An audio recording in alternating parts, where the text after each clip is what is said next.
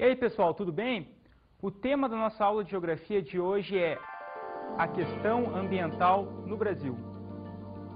Bom, pessoal, então o desenvolvimento do Brasil, né, é uma grande nação, hoje uma grande potência em termos econômicos, vai ocorrer principalmente nos últimos 40 anos, né, uma industrialização tardia, que a gente comenta sobre isso no Brasil, né, que a gente estuda essa questão, e nesse sentido, para o Brasil poder se desenvolver, né, da forma como ele se desenvolveu, os governos que seguiram tentaram implementar umas políticas, né, públicas no território, que buscavam, entre outras coisas, prospectar recursos, né, buscar recursos no subsolo, né, desmatar, enfim, uma série de ações dentro do território que afetaram, sim, toda a biodiversidade brasileira, as vegetações, né, vamos ver que hoje os índices de desmatamento são acentuados, são grandes.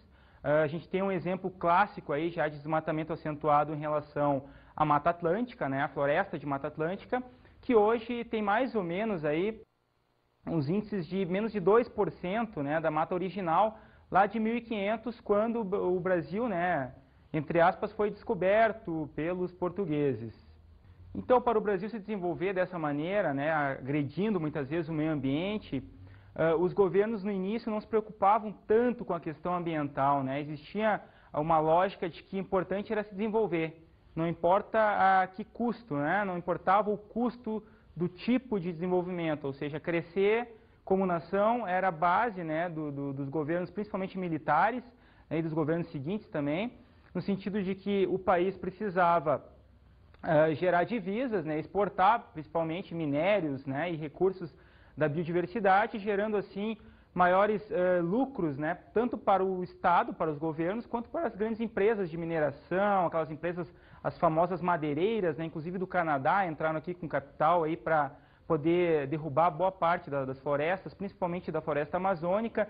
Então, nesse sentido, a gente vai ter aí, nos últimos 40 anos, um processo de degradação ambiental crescente, que vai sim ter uma série de reflexos no território, né, no sentido de que vão aparecer grandes problemas ambientais, tanto em áreas rurais ou em áreas de floresta, quanto em áreas urbanas, né? Isso é um problema que começa realmente no Brasil nos últimos 40, 50 anos, e hoje a grande problemática ambiental, né, em ordem global, vai se transferir também para o território brasileiro, ou seja, os próprios governos, a própria população, através das chamadas ONGs, né, as organizações não governamentais, tentam de alguma maneira amenizar esses impactos ou buscar políticas públicas para o território no sentido de amenizar os impactos tanto da questão da indústria quanto da questão da urbanização, né, que no Brasil é desenfreada, uma urbanização sem planejamento, não existe uma preocupação com a questão da água, por exemplo, com a questão do lixo. Então esses problemas todos vão acabar de alguma maneira gerando uma série de grandes problemas ambientais e que ainda hoje não possuem um devido respeito, assim, um devido controle desses problemas. Não existe uma solução ainda muito visível no plano presente e muito menos ainda para o plano futuro. Nesse sentido, então, o desenvolvimento que o Brasil adotou, o modelo industrial principalmente, que o Brasil adotou nos últimos 40, 50 anos, vai acabar gerando um duelo, um embate, uma disputa, num ponto que a gente chama, né, que é um tópico interessante, importante da questão ambiental, que diz respeito ao desenvolvimento econômico versus o desmatamento. Nesse sentido, a gente vai ter hoje uma falta de preocupação ainda, principalmente dos governos, né, os governos federais, os governos estaduais no Brasil, em relação à questão ambiental, ou seja, o importante hoje é produzir para o mercado, é gerar emprego na indústria, no comércio, nos serviços, deixando de lado muitas vezes as questões ambientais, né? Que tipo de empresa é essa? Será que ela polui? Será que ela vai jogar seus resíduos sólidos em cursos d'água, em rios, né? Enfim, que tipo de impacto eu vou ter nesse rio em relação à sua vegetação, né? As suas matas, galerias, enfim, as suas matas próximas às margens dos rios, enfim. Ao mesmo tempo, que tipo de preocupação eu vou ter dos governos para com as populações ribeirinhas em relação a esses rios? Enfim, uma série de problemas ambientais hoje estão associados à questão econômica, porque o Brasil ele não se preocupou e uma série de países no mundo também não se preocuparam, né? Aquele velho conflito, né, existente entre a questão de que os pobres, para se desenvolverem, precisam sim também, digamos que de alguma forma mesclar os recursos ou de alguma forma prospectar esses recursos naturais, Só que, claro, no caso dos países periféricos, dos países pobres, o importante não são os recursos em si, né? Ou seja, será que se eu desmatar agora, se eu acabar com esse recurso, se eu poluir esse rio daqui a 30 anos, como será esse rio, né? Como serão essas vegetações? Não, o importante é, naquele momento, ou seja, momentaneamente pegar o recurso e fazer um bom uso dele, né? Fazer o uso mais viável, assim, do ponto de vista econômico, do ponto de vista da produção, ou em relação à população lá que vai pegar uma água muitas vezes poluída, porque ela precisa realmente beber, enfim, ela não tem uma série de acessos, né, muitas vezes em áreas urbanas, a prefeitura não leva água potável até essas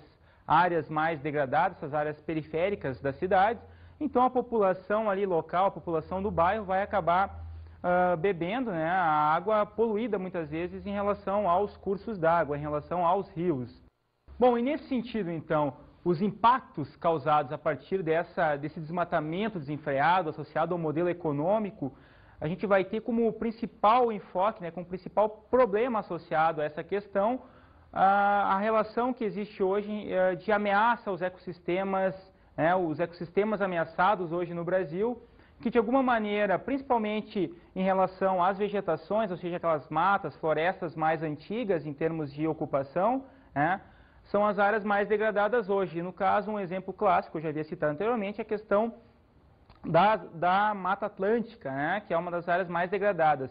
Mas em relação ao desmatamento crescente nos últimos 30 anos, o principal problema ambiental hoje em relação a ecossistemas diz respeito à Amazônia. A Amazônia brasileira, né, está sofrendo um processo de degradação intenso, né, um processo que ocorre no mínimo nos últimos 30 anos, principalmente associado à questão da mineração e também da questão da agropecuária, ou seja, dos projetos agropecuários lançados principalmente a partir dos governos militares, né? Nós tínhamos naquele momento a questão da produção, ou seja, alimentos para os centros urbanos e também uma preocupação já com exportação, né? Exportar é preciso, existia um lema, né, que dizia que o importante era exportar a qualquer custo. Então, uma série de projetos agropecuários foram criados, principalmente em relação ao centro-oeste do país e em relação ao norte, né? Bem na área ali da localização da floresta amazônica, né? Então, nesse sentido, a gente vai ter uma ocupação desenfreada, principalmente para a criação de gado e para a produção de soja, né? Que começa realmente a tomar o mercado internacional. Hoje, para você ter uma ideia, a soja brasileira já está entre as duas maiores do mundo, tanto em termos de produção quanto em termos de arrecadação com a sua venda, principalmente para os Estados Unidos e para a Europa. Então, nesse sentido, cada vez mais o governo incentiva o desmatamento das áreas da Amazônia, né, da Amazônia brasileira, com fins de aumentar os índices de exportação, ou seja, daqui a pouco a balança comercial, né, que vai ditar se o Brasil está exportando mais do que importando, vai ter um superávit, ou seja, vai ter um saldo positivo em relação às exportações, né, ou seja, eu estou exportando mais do que importando.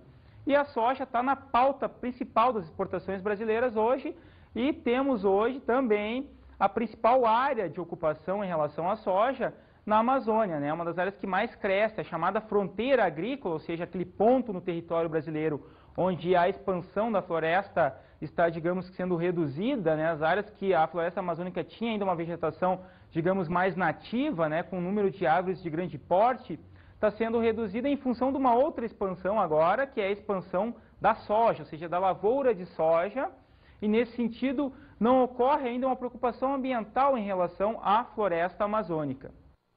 Mas, ao mesmo tempo, pessoal, nós teríamos uma preocupação hoje em relação aos chamados povos da floresta, né?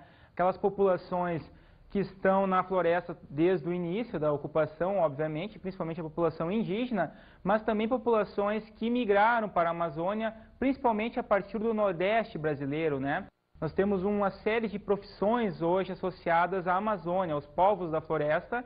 No caso, uma das mais conhecidas no mundo todo hoje são os seringueiros, né? Aqueles povos ali que trabalham com a questão do látex, né? De onde se tira, a partir da seringueira, um líquido que é utilizado na produção da borracha, né? Principalmente utilizada na indústria calçadista, enfim, para a geração de produtos, né? Então, a gente vai ter uma série de preocupações dessas populações em relação à questão ambiental, né? Um caso clássico assim dessa preocupação diz respeito a um seringueiro, né, muito conhecido, chamado Chico Mendes, que lutava pelo direito dos povos da floresta, ou seja, ele queria que os povos da floresta, de alguma maneira, tivessem acesso aos recursos e tivessem um uso racional, ou seja, fizessem um uso mais racional da floresta, no sentido de que os recursos pudessem permanecer ali à disposição dessa população por períodos grandes na história, né? Ou seja, daqui a pouco eu vou ter, talvez na história humana, aí 30, 50, 100 anos de utilização racional da floresta. Coisa que no sentido da produção a partir dos governos militares, uma produção agropecuária, não ocorria, né? A preocupação principal era sim de devastar, de acabar com os recursos para gerar divisas para o país e para ocupar aquela faixa com população. Tá bom, pessoal? Então, nesse sentido, a gente vai ter uma série de embates entre a população, principalmente indígena e os seringueiros, em relação aos agricultores, principalmente aos fazendeiros que vão ocupar essa faixa aí, desde o estado do Mato Grosso, passando pelo sul do Pará, Rondônia, uma série de estados amazônicos, gerando inclusive conflitos grandes, né, conflitos com muitos casos de mortes, né, no sentido de que a população local quer que muitas vezes o agricultor, o fazendeiro, não pratique coisas como a queimada, por exemplo, né, que é uma prática extremamente nociva, é uma prática, no caso, que começou com os indígenas, né, contraditório isso, só que os indígenas utilizavam a queimada em pequenas áreas, né, em áreas no máximo de 1, 2 hectares. Já no caso dos grandes fazendeiros, que hoje tem grandes fazendas também na Amazônia, as faixas de ocupação, as faixas onde a queimada é realizada, muitas vezes, ocupam faixas no sentido de mais ou menos, na ordem de mais ou menos 400 até 500 hectares, né, no mínimo, de queimada. Ou seja, eu toco fogo na mata, deixo ali queimando por semanas, passado esse tempo todo aí, eu vou deixar, né, digamos, o fogo acabar e aí sim eu vou começar o cultivo, né, que pode ser principalmente hoje de soja. Então, nesse sentido, a gente vai ter um embate muito grande e a Amazônia hoje é uma questão não só do Brasil, né, ou seja, não é só o governo brasileiro através do Ministério do Meio Ambiente que tenta de alguma forma criar algumas barreiras para a questão do desmatamento em relação à Amazônia, mas também uma preocupação do mundo, né? Existe uma série de nações aí, principalmente do hemisfério norte, os chamados países ricos.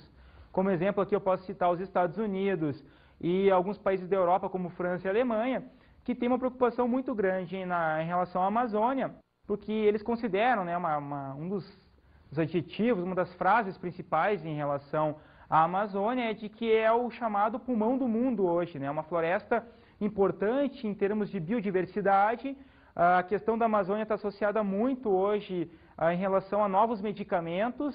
A gente não sabe ainda, mas doenças graves para a humanidade, como a AIDS, por exemplo, não tem cura ainda definida, né? Existem alguns remédios, alguns coquetéis que prolongam a vida desse paciente com soro positivo, né? No caso com AIDS. Mas em relação à floresta, existem estudos de que talvez, dentro dessa grande biodiversidade amazônica, existam medicamentos ali, né?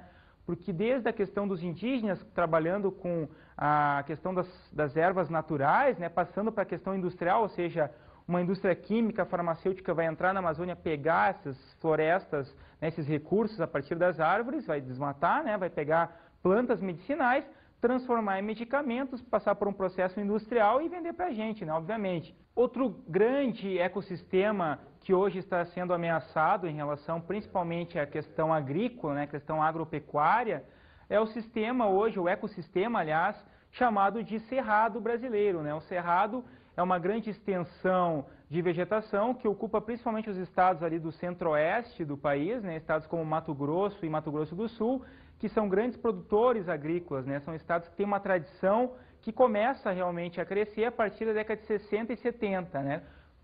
Possivelmente, assim, possivelmente não, né, pessoal? Obviamente, aliás, esses estados têm uma tradição aí de populações de origem dos estados sulistas, né? Principalmente Rio Grande do Sul e Paraná. Tem muitas cidades aí que foram colonizadas por gaúchos, né, e paranaenses, e hoje são cidades consideradas ricas, né, a partir da soja, né? São cidades que se urbanizaram rapidamente, não é por nada que hoje, em índices de urbanização, a região centro-oeste é a segunda área mais urbanizada em termos de índices, com mais ou menos 86% de urbanização, perdendo apenas para o sudeste do país. Ou seja, o centro-oeste hoje é mais urbanizado do que a região como o Rio Grande do Sul, a região sul, no caso, Rio Grande do Sul, Paraná, ela é mais urbanizada em função dos capitais provindos da produção agrícola, que foram direcionados para as áreas urbanas. Nesse sentido, então, o Cerrado sofre com essa produção agrícola crescente, descontrolada, desenfreada, né, que precisava ocorrer a partir lá dos governos militares, e, obviamente, o crescimento ocorreu, né, muitas famílias ficaram ricas a partir da soja, né, a chamada conquista do oeste do país. Só que, ao mesmo tempo, eu vou ter uma série de desastres ambientais em relação ao Cerrado. A vegetação está diminuindo em termos de proporções, em termos de expansão dessas áreas de cerrado, então uma redução, obviamente, está ocorrendo. E, nesse sentido, hoje, um dos principais impactos desse uso desenfreado do solo do cerrado diz respeito aos índices pluviométricos que vêm sendo reduzidos nos últimos 30 anos, ou seja, eu começo a cortar as áreas de cerrado, a vegetação nativa do cerrado, eu corto ela, e ao mesmo tempo eu vou ter o que então? Um solo que vai ficar exposto, obviamente os índices pluviométricos vão ser reduzidos, porque a vegetação ela realiza um processo de evapotranspiração, ou seja, ela absorve boa parte da água provinda do ciclo hidrológico e depois reemite isso, formando novas nuvens e gerando novas chuvas. Enfim, é um ciclo, né? Um ciclo, ou seja, que vai e volta, né? na questão ambiental. Nesse sentido, se eu acabo com a boa parte da vegetação do cerrado, os índices de chuva vão ser reduzidos também. Tá? E o grande problema hoje em relação à questão energética, por exemplo, é que boa parte das cabeceiras, ou seja, das nascentes dos grandes rios brasileiros, estão concentradas nessa área, né, com exceção do rio Amazonas. Então, se boa parte dos grandes rios estão concentrados nessas áreas, eu vou ter a crise energética associada, porque vai diminuir os índices, vão diminuir, aliás, os índices de chuva e, obviamente, vão diminuir também a quantidade de água nas barragens. E, por dedução, por tabela, obviamente, a questão energética vai ser afetada, ou seja, as usinas hidrelétricas produzirão menos energia, o que pode afetar, sim, né, a questão industrial, no caso, a questão industrial brasileira.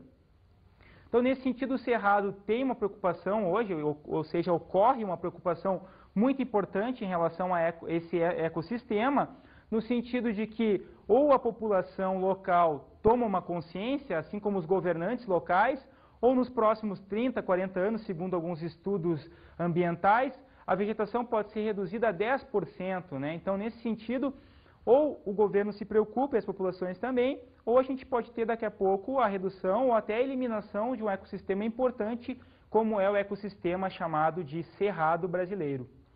O nosso próximo ecossistema a ser estudado, pessoal, é a Mata Atlântica, né? Um ecossistema importante em termos de biodiversidade também, mas por estar localizado numa faixa litorânea, ou seja, próxima aí ao Oceano Atlântico, sofreu com as ocupações iniciais do território brasileiro, principalmente aí a partir de 1500, né, com a entrada dos portugueses, depois com aquele processo todo migratório, a criação das primeiras cidades, a expansão dessas cidades, né, depois um processo de revolução industrial que foi até tardio em relação ao Brasil.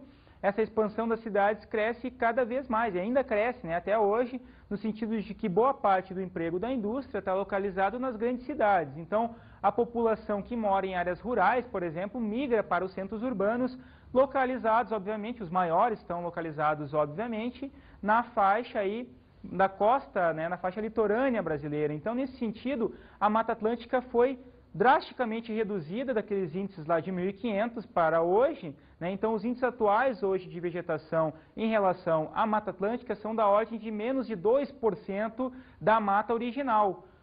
Uma das espécies clássicas, né, daí que vem até o nome do país, né, o nome do Brasil, é a questão da madeira gerada a partir do pau-brasil, né, uma espécie de árvore que era importante em relação à tintura, né, conseguir tirar a tinta do pau-brasil para colocar na questão dos tecidos, né, tingimento de tecidos na Europa principalmente. Então, nesse sentido, houve um grande desmatamento em relação a essa espécie, mas também em relação a uma série de espécies ricas, né, na biodiversidade da Mata Atlântica e que, de alguma forma, por uma falta, por uma omissão dos governos, mesmo lá no início, né, o governo português e depois, obviamente, com os governos já brasileiros, no sentido de que essa preocupação não reduziu a questão dos desenvolvimentos industriais, ou seja, eu tenho que fazer um desenvolvimento sobre a Mata Atlântica, que é mais importante que a própria vegetação, né? O importante é reduzir índices de pobreza, muitas vezes, ou índices de desemprego, para gerar renda para a população. Então, nesse sentido, os governos, os governantes, se preocupavam mais com a questão do desmatamento desenfreado associado a um desenvolvimento econômico, ao modelo adotado pelos governos brasileiros. Bom, então a questão da Mata Atlântica, pessoal, é importante no sentido de que está associado esse processo de desmatamento, desse importante ecossistema, na questão da urbanização, ou seja, a urbanização associada com uma industrialização crescente no país foi a grande vilã, a grande responsável por esse desmatamento, para essa redução da vegetação, né, no caso do ecossistema conhecido como Mata Atlântica. Bem, pessoal, para a gente entender um pouco essa questão ambiental, agora a gente vai ver algumas cenas do filme Tainá. A Arara tá doente, hein, Choda? A coitada não comeu nada, ela não vai aguentar a viagem. Ora, Tiquiri, eu ponho o bicho vivo dentro do avião. Se ele chegar morto, fazer o quê? Não fui eu quem fabricou. Foi a natureza. Reclamem com ela, ora. Já não me basta aquele curupira maldito tá quebrando as minhas armadilhas.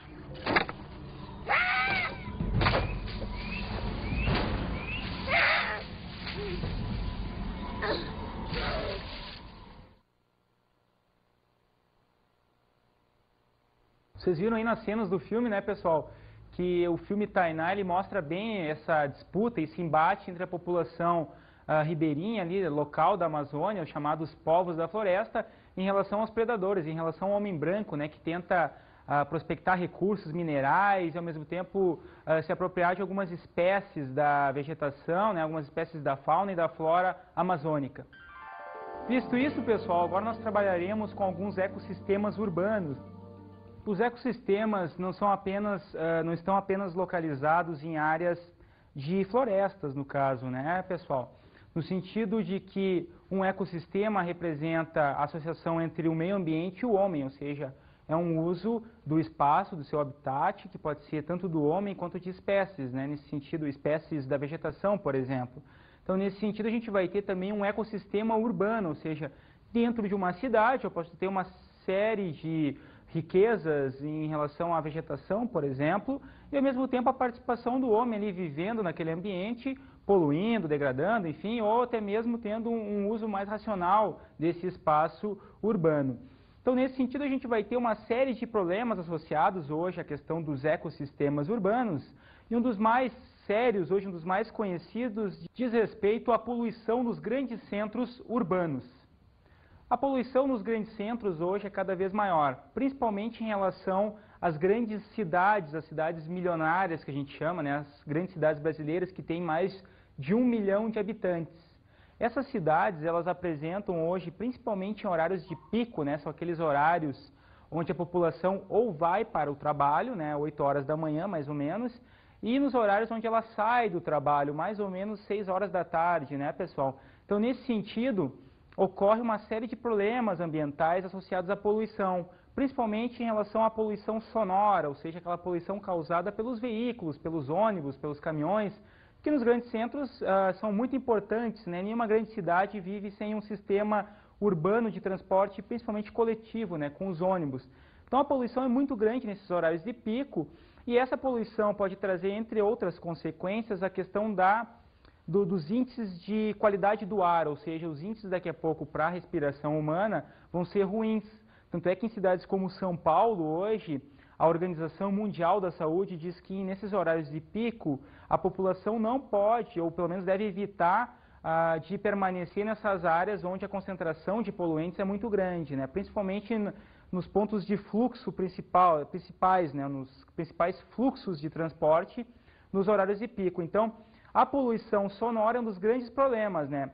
Mas também a gente tem um outro problema importante em relação à questão da poluição, que diz respeito à poluição visual. Isso é muito importante em relação ao ecossistema, principalmente a partir da década de 50, quando a urbanização ela começa a crescer de uma forma descontrolada no Brasil.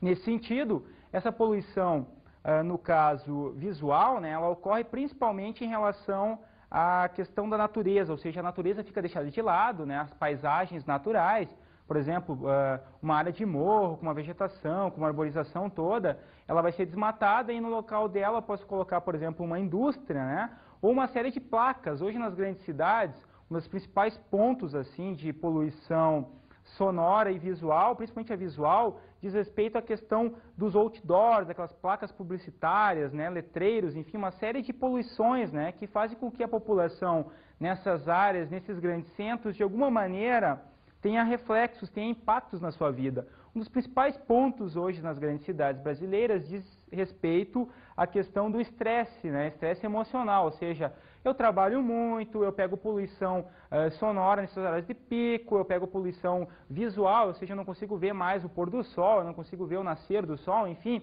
Então, nesse sentido, a população acaba se estressando com esse tipo de ambiente urbano, né, com esse ecossistema urbano, e de alguma forma ela tenta reduzir os seus índices de trabalho, enfim, ou até mesmo tenta migrar, sair dessas áreas, no caso, para áreas menos poluídas, para áreas onde a qualidade do ar é melhor, aliás, onde o ar é menos poluído, onde os índices de veículos, a quantidade de veículos, né, é uma quantidade menor, ou seja, não tem tanta poluição, e no caso eu vou ter, obviamente, uma melhor qualidade de vida.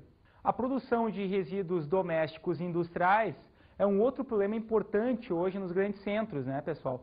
A produção é desenfreada, ou seja, a indústria produz muito lixo, tanto sólido quanto líquido. Ao mesmo tempo, a população nas grandes cidades também consome muitos produtos industrializados. Hoje a carne, o leite, quase tudo vem em embalagens, né? Essas embalagens vão ser transportadas pelos caminhões da prefeitura, os caminhões que trabalham com a limpeza urbana, para áreas como aterros sanitários, lixões a céu aberto. Então, nesse sentido, hoje eu tenho uma geração de lixo muito grande, tanto em termos industriais quanto em termos da população, ou seja, das habitações, das moradias, que podem causar aí uma série de doenças, né, desde que estejam expostos à população, né? Por exemplo, a questão do chorume, que é um líquido gerado a partir da compactação do lixo, né? Então, nesse sentido, a população que respira esse ar gerado por esse líquido pode desenvolver doenças respiratórias e, ao mesmo tempo, aquela população que se alimenta ou, pelo menos, sobrevive a partir desses recursos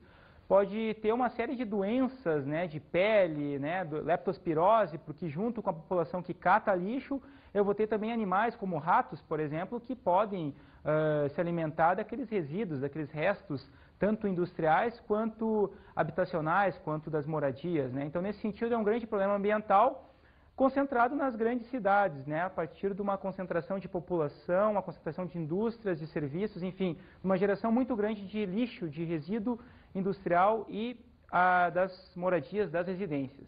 Mas qual seria uma alternativa para o lixo urbano, né? Para o tratamento do lixo urbano hoje nos grandes centros?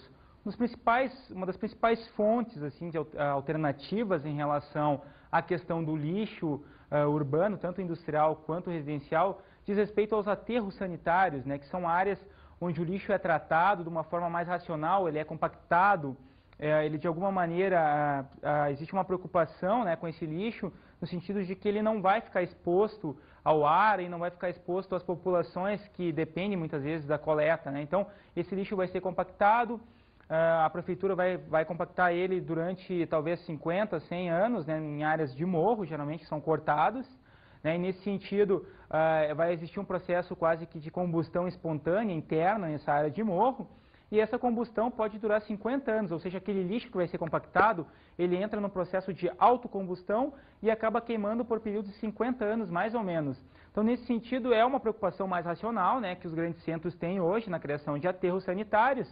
E, nesse sentido, a gente tem que entender que os governos municipais, né, a gente precisa, de alguma maneira, a população precisa se movimentar e cobrar desses governos uma alternativa mais viável para a questão do tratamento do lixo urbano.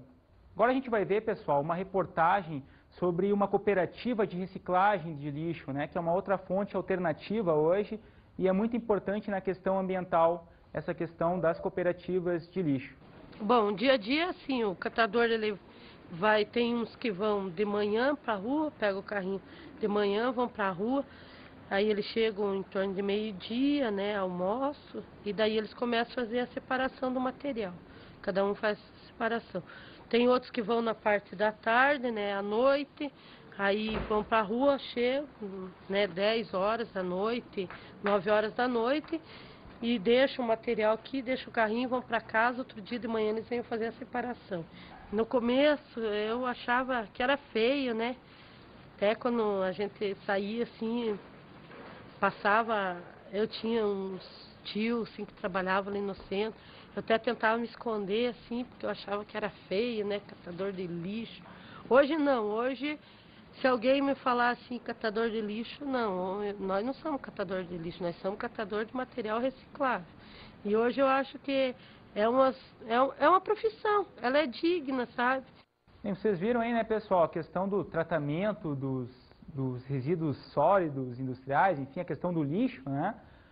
Uma pessoa ali falando sobre o orgulho dela em trabalhar na questão do lixo, ao mesmo tempo apareceu também a questão dos horários em que os catadores, né, de lixo, no caso, fazem, no caso, seus horários de trabalho, né, e ao mesmo tempo a importância desse trabalho, ou seja, a sociedade hoje tem que se preocupar também em dar o devido valor a esse tipo de trabalho. É uma profissão, sim, é importante na questão do tratamento dos lixos, né, na questão industrial hoje, ou seja, o lixo industrial e das moradias, no caso, é importante no sentido de que essas pessoas trabalham para melhorar também a questão dos problemas decorrentes do mau uso do lixo.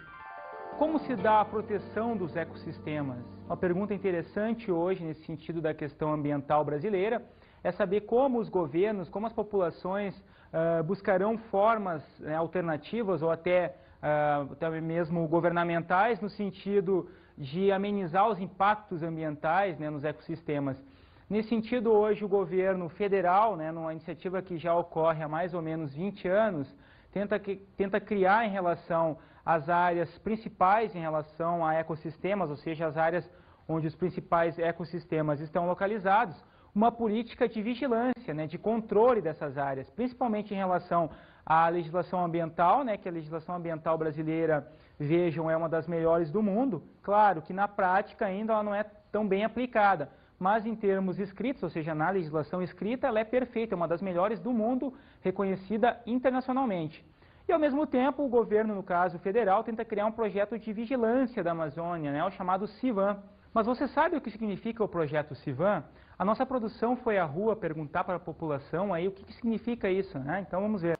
Vocês viram aí, né, pessoal, que muita gente não sabe o que significa o tal do CIVAM, né? O que é o CIVAM? É um projeto de vigilância da Amazônia, né? Um sistema de vigilância da Amazônia, no sentido de que o governo tenta criar aí uma política de defesa do território, principalmente amazônico, né? Tentando evitar a entrada de mineradores lá da Venezuela, por exemplo, ou de aviões que praticam o que? O narcotráfico, né? O tráfico de drogas, principalmente aí de países como a Colômbia e a Bolívia. E finalizando, vamos trabalhar agora a questão dos movimentos preservacionistas, né? Aqueles movimentos que tentam, de alguma maneira, barrar principalmente o desmatamento em relação aos principais ecossistemas, né? No caso da Amazônia, do Cerrado. Então, nesse sentido, existe uma série de grupos, principalmente nas chamadas organizações não governamentais, né, as ONGs, tentando criar uma legislação, ou pelo menos tentar fazer, né, de que, de alguma maneira, os governos apliquem rigorosamente a questão ambiental, a legislação ambiental, no sentido de reduzir os índices de desmatamento, principalmente nesses ecossistemas importantes aí, no caso, o principal hoje em termos de desmatamento acentuado, que é, no caso, o ecossistema amazônico.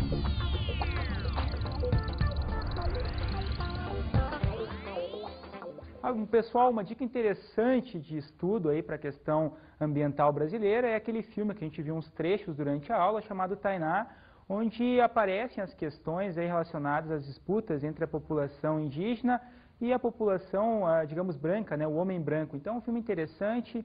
Eu espero que vocês realmente assistam e desenvolvam esse trabalho, essa consciência em relação à questão ambiental. E espero também que vocês tenham gostado da nossa aula, né?